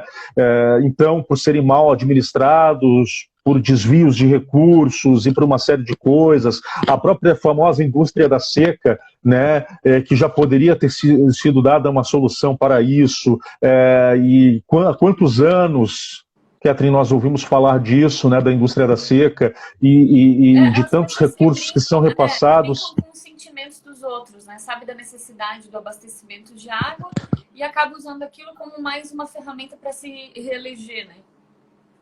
É cruel, é hediondo, Você mantém aquelas pessoas numa situação difícil para você aparecer como um salvador da pátria e você prometer para as pessoas que a necessidade delas vai ser atendida, quando na verdade não é, né? Então é isso. Então nós precisamos mudar muita coisa no nosso país, né? Eu sou totalmente contra, por exemplo, emenda parlamentar, né? Então acho que nós precisamos concentrar mais recursos diretamente em quem faz a atividade fim. Na minha opinião, parlamentar é para é para fazer o quê? É para fazer a votação dos projetos, é para propor, né, criação de leis, é para fiscalizar o executivo. Então é isso. Então eu vejo que há necessidade de muitas mudanças, né? Então está muito além do que o STF, do que o ministro tal. Claro que tem que se questionar, tem que se criticar, e inclusive se algum ministro, alguém cometeu algum ilícito, algum erro, tem que ser punido, mas a discussão ela tem que ser muito mais, ela é muito mais, como que eu posso dizer? Ela depende não só do STF, né? Ela depende desde a indicação do presidente, né, com os que ele está trocando, ele já fez uma primeira indicação agora, mas também com a legislação, né, que vem do Congresso, com a forma de atuação. Então a gente precisa passar por uma repaginação completa, né, no nosso sistema, e isso vai ser muito complexo, porque depende de muitas pessoas, do interesse público de muitas pessoas. Né? E você tocou numa questão muito importante. Por exemplo, indicação do presidente. Por que o ministro do STF tem que ser indicado pelo presidente, se daqui a pouco ele pode julgar esse presidente? Exatamente. Não é verdade? Que foi o que a questão da Dilma, né? Da presidente Dilma. Da Dilma. Os indicados dela Exato. acabaram votando. A gente tem, inclusive, tramitando no Congresso algumas pautas que sugerem essa mudança, né? Uma delas, inclusive, é do deputado Penin, no qual eu trabalhei com ele, que seria para concurso público, para a eleição dos ministros. Um mandato de até 10 anos, né? Não vitalício, como é o que acontece hoje. Por que se usa muito essa frase, né, de que os ministros acabaram se tornando deuses, né? Porque justamente é muito difícil tirá-los daquele cargo. E a gente sabe que as pessoas, talvez inconscientemente, né, quando elas ocupam um cargo que é muito difícil de movimentá-los, né, acaba se acomodando e fazendo algumas coisas que talvez não seja do interesse coletivo, né? Às vezes eu brinco que o Brasil, em alguns casos, parece a Índia. Né? A Índia tem um sistema de castas. E que no Brasil nós temos castas também. Quer um exemplo? Quando um desembargador, ou um ministro, ou um juiz, ele comete um ato ilícito, por exemplo, o que acontece com ele? No máximo, ele vai para aposentadoria compulsória, né? Ou seja, ele continua recebendo o mesmo salário em casa e não acontece nada. Ele ganha, aí que eu ia chegar, ele ganha um presente. Exatamente. Ele é premiado com isso, porque ele não vai precisar mais trabalhar, né? Ele vai ter um bom salário, a vida dele, a família dele vai estar muito bem, obrigado, e a sociedade vai continuar pagando uma pessoa que cometeu um erro, cometeu um ilícito grave, e que vai continuar aí sendo bancado pela sociedade a vida toda, ad eterno. Então, essas coisas que nós precisamos discutir, nós precisamos ter coragem para discutir. Por que nós não podemos discutir isso? Né? Por que nós não podemos apontar o dedo para o STF também, algumas vezes, também, e discutir algumas questões que acontecem lá, mas, repito, entendendo como é o funcionamento do STF. Muita gente ainda precisa entender como funciona o STF. Né? E que nem tudo que se faz lá é errado, tem coisas muito certas, sérias e certas que eles fazem lá também, tem muitas discussões muito boas, muito interessantes, e tem muitas decisões muito interessantes. Por exemplo, o governo federal agora demonstrou uma incapacidade muito grande nessa questão de organização do combate ao coronavírus, na questão, por exemplo, das seringas, das agulhas, das vacinas, principalmente, e por uma questão muito ideológica, né? A questão ideológica ela está muito latente, né? E ela não beneficia, ela não gera o bem-estar social, ela não gera o bem comum. E aí o Estado de São Paulo se organizou para isso, né? E o governo quis confiscar as seringas para que pudesse distribuir para os outros estados. E aí o ministro Lewandowski, a quem eu tenho muitas críticas, mas ele agiu certo. Ele disse, não, o Estado de São Paulo não pode pagar por um erro do governo federal. As seringas e as agulhas vão ficar no Estado de São Paulo. Justíssimo. Né? Justíssimo. Então, é isso. Então nós precisamos... Por isso que existem os três poderes, né?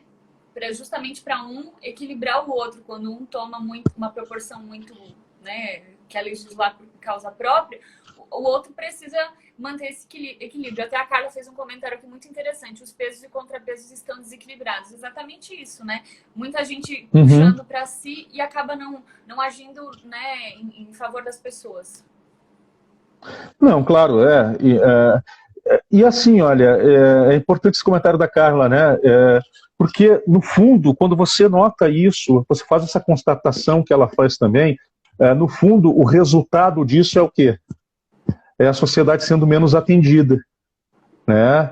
As políticas públicas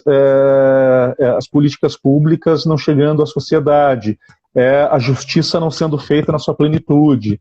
Veja como é interessante essa constatação dela e como é ampla, né? Então nós vivemos uma situação muito difícil no Brasil. Então nós precisamos sim ter com urgência medidas e contundentes, inclusive, né, ou ações contundentes no Brasil para mudar esse atual sistema que nós vivemos, até para criar mais justiça, para criar, né, para que os poderes trabalhem realmente para a finalidade com a qual devem trabalhar, né? Por isso que eu digo, eu sou muito a favor que se faça uma revisão. Tem gente que diz, não, porque isso, nós temos uma Constituição perfeita. Não, tem muita coisa importante na Constituição. Mas nós precisamos também ver se o Estado comporta. E assim, olha, Catherine, eu me considero uma pessoa liberal, né, e eu defendo muito a questão também do bem-estar social também. Eu acho que isso é muito importante, mas eu penso, justamente por ser liberal, eu acho que uma coisa, a conta tem que fechar. Né? Quando nós saímos daquele regime ditatorial tão sangrento, tão absurdo, tão macabro que foi, né? E vale dizer aqui também que nós tivemos, por um lado, um regime ditatorial muito sangrento, muito violento, mas nós tivemos grupos muito violentos também de um outro lado também. É preciso equilibrar as coisas, né? Mas num todo nós tivemos, falando assim, num todo nós tivemos uma ditadura muito cruel no Brasil, um regime militar muito cruel no Brasil, né? E nenhum regime militar deve ser aceito, deve ser aplaudido, deve ser, né? Regime militar não combina com a nossa sociedade. Nós precisamos de democracia, né? E democracia com espaço para todos, para a esquerda, para a direita, para o centro, né? Mas quando criou a Constituição, nós víamos, a sociedade estava ávida de muita coisa, né? De muitos direitos, né? As pessoas gritavam por direitos, né? Sobretudo por direitos sociais também. E se criou, e isso que eu estou conversando com o que eu vou falar agora, eu conversei com alguns parlamentares que participaram da Assembleia Constituinte e quase todos têm a mesma ideia. Claro que a sociedade tem que ter direito, a sociedade ela paga os seus impostos e ela tem que ter, nós temos que ter o bem-estar social, nós temos que ter o acesso das pessoas às políticas públicas.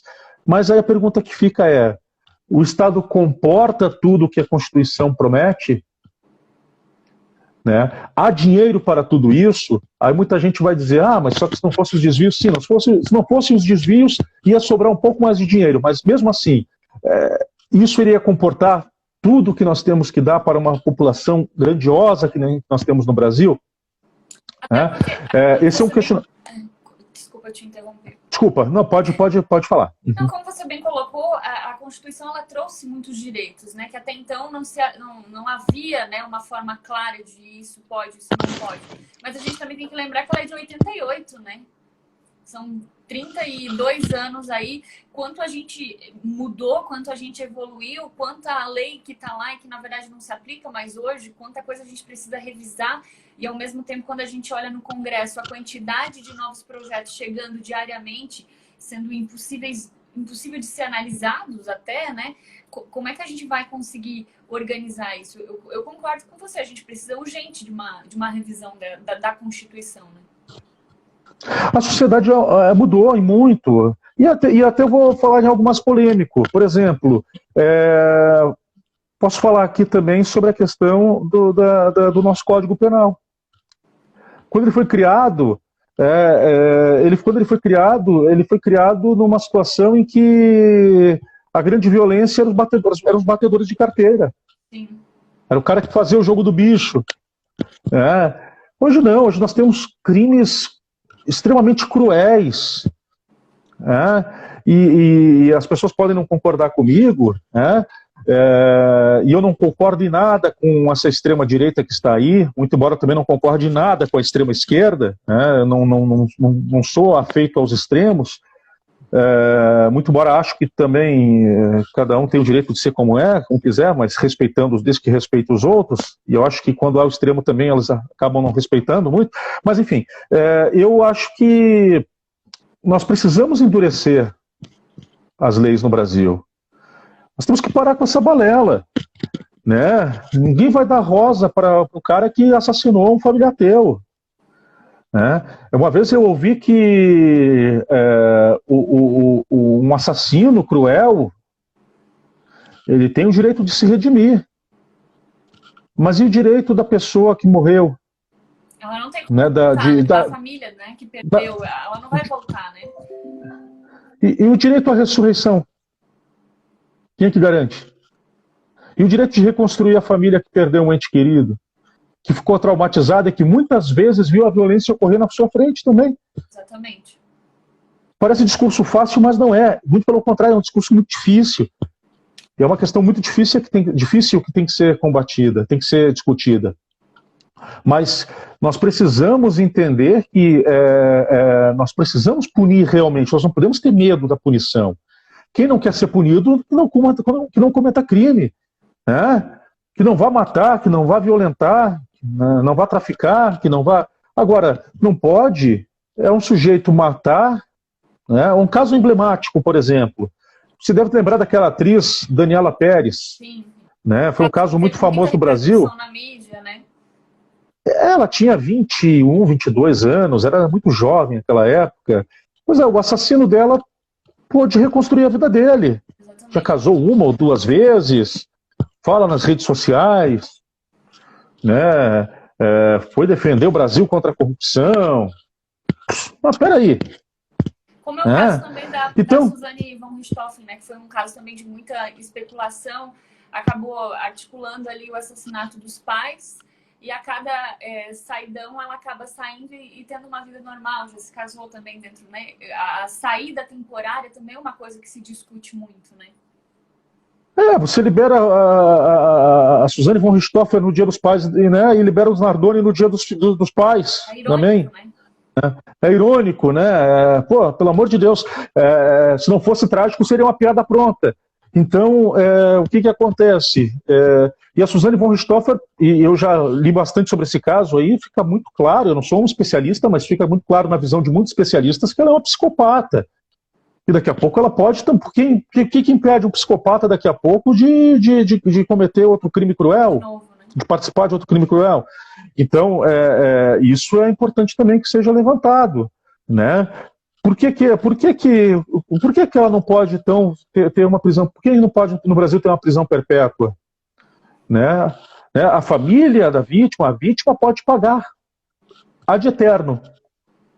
Mas o criminoso não? Não, só pode ficar preso 30, 35 anos. Não, que isso? Né? Então, por isso que eu digo, há muitas discussões que devem ser feitas no Brasil. E não é discussão né, que você quer impedir o cara de usar o nome social. Por que você vai impedir o cara que quer usar o nome social se o cara é transexual, se o cara não... Eu até misturei um pouco os assuntos aqui, mas para trazer um pouquinho a realidade que acontece no Brasil hoje. Né? Estão mais preocupados se a pessoa vai se chamar Marcelo ou Marcela do que se preocupar com outras questões básicas aí que atendem à sociedade, né? Então, por isso que eu fico muito preocupado, e eu acho que a sociedade deveria clamar mais por isso, né? Mas o que eu vejo hoje? Eu vejo que, isso também é importante dizer também, tá?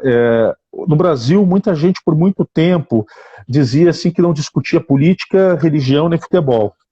Né? Era uma máxima que se dizia para fugir da discussão. Sim. As pessoas não queriam discutir política. Vinha um pouco daquele resquício de medo da ditadura ainda, mas depois o desinteresse também. A partir de determinado momento, muita gente se interessou pela política. Mas nesse grupo aí há um percentual interessante que ainda não entende nada de política, né? E que quer discutir a política. E não é porque não tem direito, mas para você discutir a política, você entender o processo como um todo, você precisa entender como funciona o sistema, como funciona a política. Senão você vai pegar uma faixa na mão e ir na frente de um quartel do Exército pedindo para cumprir lá uma intervenção constitucional, coisa que não existe em nenhum ponto da nossa Constituição. Chega a ser risível. Então, é esse tipo de coisa que me preocupa, né? E que nós precisamos, sim. Que realmente precisam ser discutidos, né? Ser levados para o Congresso e trazer o público também para discutir, né? São, com certeza, assuntos polêmicos. A gente acabou mudando um pouquinho de assunto, mas também porque Totalmente. Desculpa. Não, mas porque faz parte da política também, né? O bom assessor precisa saber o que está acontecendo nos bastidores, quais são os interesses, né? Tanto da direita quanto da esquerda, justamente até para orientar o seu assessorado, né? Para falar, claro. Olha, eu acho que isso aí tá muito num jogo político, melhor não entrar nisso, cuidado. E até porque hoje, mais do que antes, os políticos eles têm tomado um posicionamento, né, sobre essas questões polêmicas, que era o que a gente estava discutindo, né? Hoje é muito mais comum você ver um político defendendo a bandeira A ou a bandeira B do que em cima do muro, né? Até porque as pessoas cobram mais, elas querem votar em pessoas que elas têm essa identificação, né? Mas aí você tem que ter as suas bandeiras, né? Você tem que acreditar e tem que ter convicção naquilo, né? Não adianta você simplesmente reproduzir coisas que venham de cima, o que você vai ver. Enfim, você tem que criar pautas. E você tem que criar pautas que realmente façam diferença na vida das pessoas. Eu acho que o papel de um assessor de comunicação também é de conversar muito com o seu assessorado de uma forma mais ampla, né? Porque é ele que vai transmitir a mensagem depois. Então, o assessorado ele tem sim que entender o contexto, ele tem que estar sempre muito bem informado, né? Ele tem que viver a política, porque é o mundo dele. E às vezes falando mais para o assessor que é ele que tem que comunicar o assessorado, né? De que, olha, a situação não é bem assim como você está pensando. O que eu ouço aqui é diferente, né? Precisa ter esse feeling também, né? Tem isso. É importante. E feliz de quem consegue fazer isso. Né? Até porque tem muitas pautas também que o parlamentar está comprometido com outras questões que a gente não sabe. Ele está comprometido em ajudar um determinado governo. Quando eu falo governo, eu falo de modo geral, não estou falando do governo atual. O governo em determinadas pautas, né, ou ele está mais alinhado à oposição, então para que ele tenha um espaço maior ali, mais apoio depois, também nas suas bandeiras, nas suas pautas, ele vai se alinhar em determinado momento ali com... E às vezes ele vai acabar se envolvendo em temas polêmicos também, isso é normal. Mas vale sim, vale sempre. O assessor de imprensa, ainda mais o assessor de comunicação, uma outra coisa muito importante, ele tem que dialogar muito com os demais assessores também. Você está no Congresso Nacional, é importante que você tenha amizade com os demais assessores, no mínimo da bancada do seu estado, porque aí você vai sentir o calor, você vai sentir o cenário e você vai poder também contribuir muito com o seu assessorado, isso é muito importante. Então não adianta só se prender à questão da informação, você tem que ter um olhar como um todo, E, claro, sempre que você puder proteger, fazer a chamada gestão de crise também do teu assessorado é importantíssimo, E saber quando o teu assessorado ele tem que se calar. Legal. Bacana. Isso é muito importante. Chegando agora, Marcelo, para quem não conhece, o Marcelo, ele é jornalista, radialista, de um dos principais veículos de comunicação que fala de política no estado de Santa Catarina, o SC em Pauta. E a gente está trazendo aqui hoje justamente alguns pontos que precisam ser discutidos desse relacionamento do assessor com o jornalista, de quais são os assuntos importantes, do que pode vir à pauta, do relacionamento. Então, Marcelo, para a gente resumir aí já, nossa, estamos passando de 1h20 já, a discussão rendeu aqui, que bom, adoro essa discussão. Sejam bem-vindos quem está chegando agora. Marcelo, então, para a gente pontuar aí essas dicas, né? Fazer um apanhado aí do que a gente falou durante esse período. Para o assessor que está chegando agora, né? Ainda não tem muita experiência, como é que ele cria esse relacionamento com a imprensa? O relacionamento com a imprensa ele não tem segredo, né? Ele não tem segredo, né? É você fazer o contato, é você ser direto, né? É você se apresentar, você primeiro de tudo você tem que identificar, né? Os jornalistas que te interessam, né? Que vão te dar assim um bom retorno. Quando eu digo um bom retorno, é que você vai emplacar sua pauta, ela vai repercutir e você vai atingir o seu objetivo, né? Então, isso é extremamente importante. Então, você tem que fazer esse contato direto.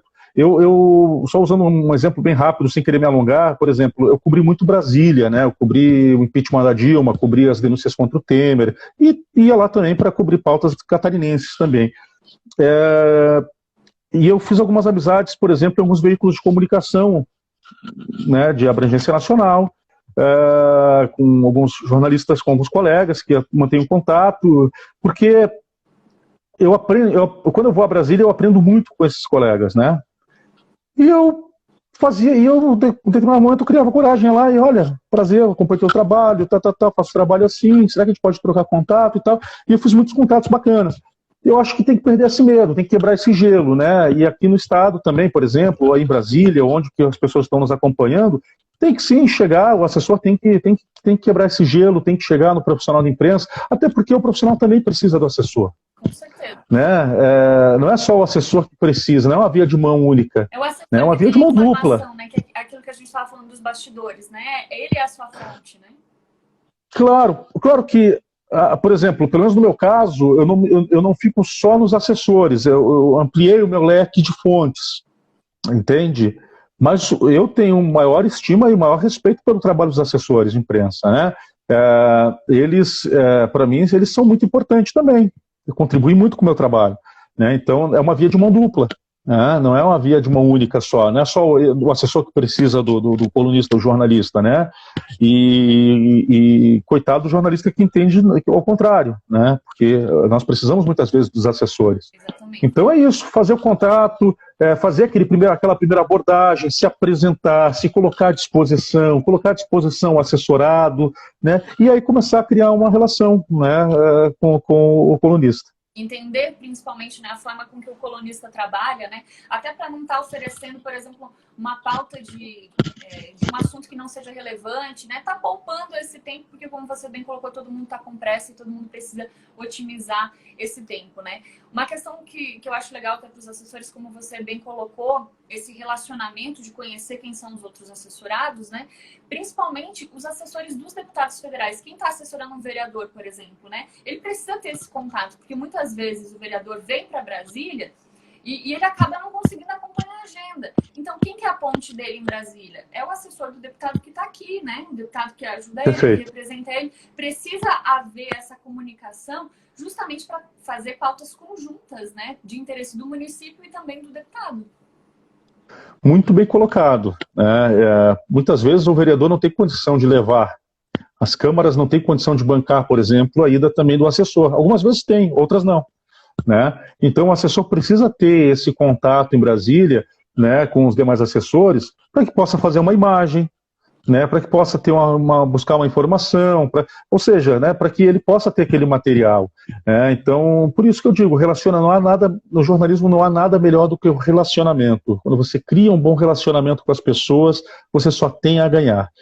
Seja com os políticos, seja com... E eu falo a ganhar, vamos deixar bem claro isso, você tem a ganhar o quê? Com informação, né? Nós que trabalhamos com informação, né? Com acesso às informações, com acesso ao que nós precisamos, que é a nossa matéria-prima, né? Então, nós precisamos sim então esse relacionamento tem que ser construído dia a dia, né? Com muito respeito, com muita lealdade, como eu disse antes, né? Tem que ser recíproco, né? E que com certeza faz muita diferença quando a pessoa sabe se relacionar. Não tenha dúvida disso. Quando o assessor não sabe se relacionar, quando o assessor não é articulado, ele tem vida curta no trabalho, ainda mais com um parlamentar. parlamentar foi esperto, ele vai sentir que aquele assessor não está dando resultado e ele vai trocar, sem sombra de dúvida. Ele não vai ali ficar por amor com ninguém. Ele vai trocar, sim, vai perder o seu trabalho e vai ter uma difícil recolocação, muitas vezes, no mercado. Com certeza. Marcelo, muito legal. Nossa, muito obrigada. Tenho certeza que você trouxe aí muito conteúdo importante. Quem souber aproveitar, colocar em prática, levar isso para o dia a dia. Principalmente ter essa humildade, né, de chegar nas pessoas e ter esse respeito. E ter essa vontade também de trabalhar. Eu acho que são fatores essenciais para o assessor, deixar o assessorado dele numa boa colocação e fazer uma boa construção de imagem, até porque muita gente chegando aí primeiro mandato, com certeza vai querer fazer a diferença, né? Não é só você ter vontade, você precisa ter uma boa comunicação e mostrar o que você está fazendo, porque senão vai passar uns 4 anos, vai chegar lá no final do mandato, e aí? O que o fulano fez? Às vezes até fez bastante coisa, mas não conseguiu mostrar, né? E uma coisa muito, muito importante também, precisa estar disposto.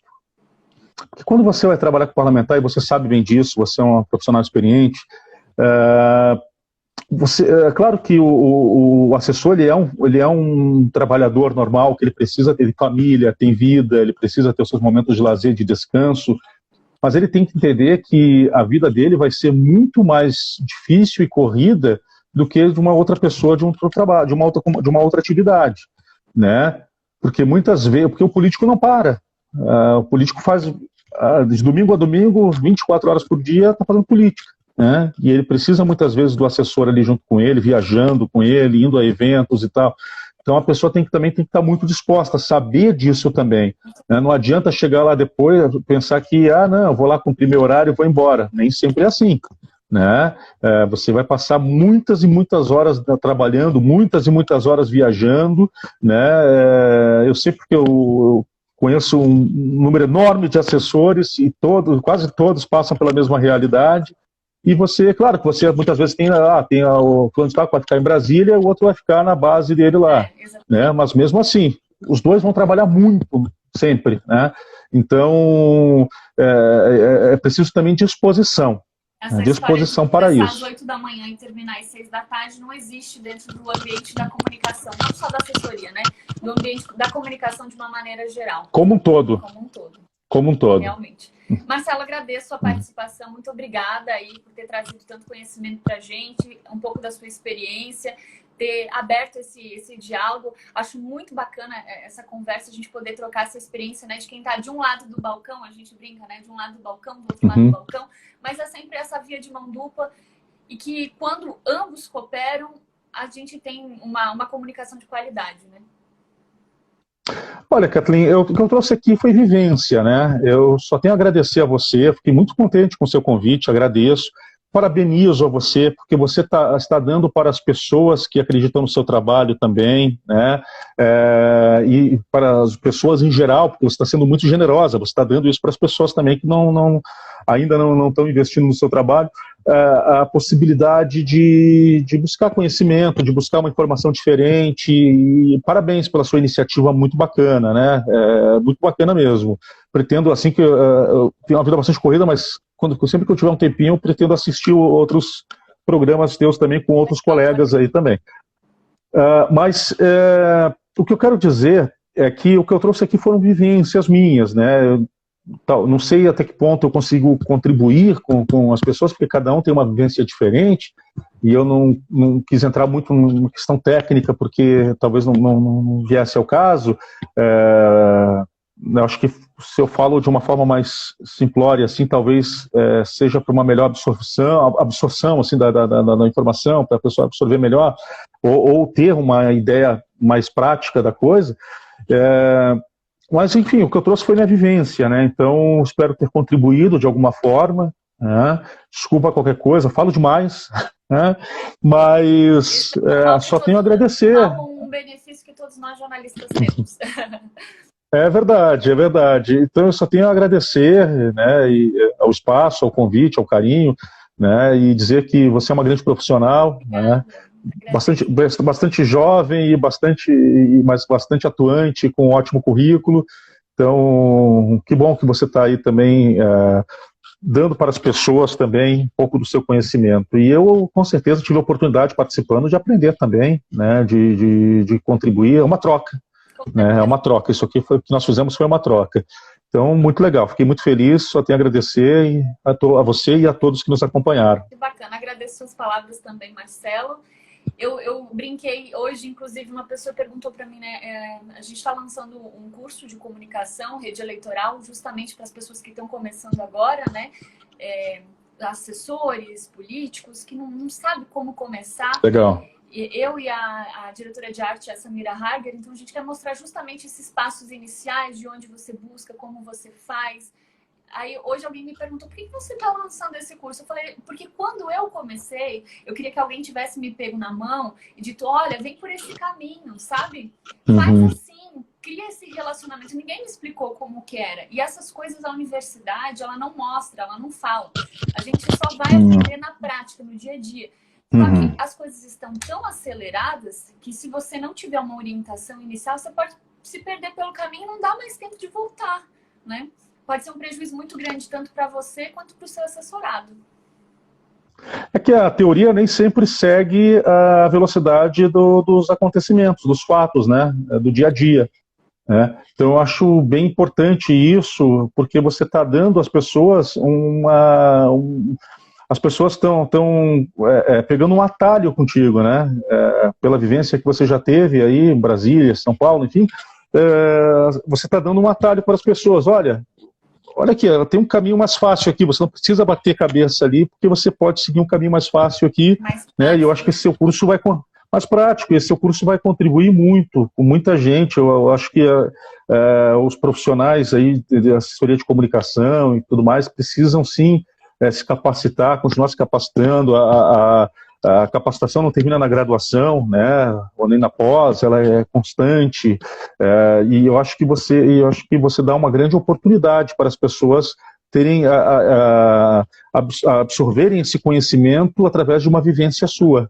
Legal. Né? Então, com certeza que você vai dar aí uma boa ajuda para quem está no meio, com certeza, quem está querendo entrar no meio da assessoria, quem está querendo desenvolver um trabalho na assessoria de comunicação, sobretudo no meio político. Exatamente. Valeu. Obrigada, Marcelo. Agradeço.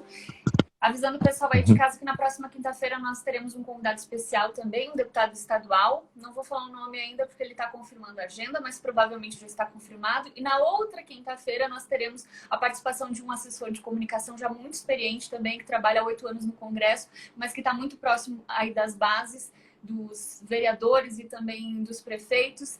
Em breve eu lanço aí as agendas. Marcelo, muito obrigada mais uma vez pela sua participação. Glauco está brincando aqui, jamais jornalista é muito tímido. Realmente a gente tem algumas limitações aí com a comunicação. Verdade. Gente, muito obrigada a todos que ficaram. Quase 2 horas aí de live, muito assunto com certeza. Obrigada mais uma vez, Marcelo.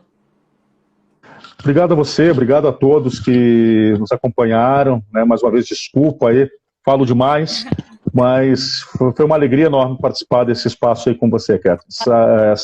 Muita saúde e paz para você, para todos que nos acompanham, vacina para todos nós, se Deus quiser, né? Vamos torcer para que a gente retome a vida normal, ou essa nova normalidade. Estava até lendo um livro sobre um novo normal, bem interessante. Então, todos nós consigamos passar por essa fase tão difícil, que impôs tanto desafio para todos nós, inclusive para o jornalismo também. Grande abraço, grande beijo no coração de vocês, tá bom?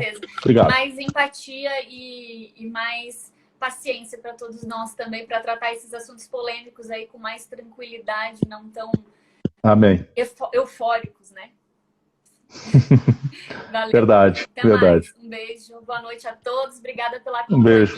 Na próxima quinta-feira a gente está de volta com mais um convidado. Até mais. Boa noite. Até mais, tchau, tchau. Beijão. Tchau, beijo. Boa noite.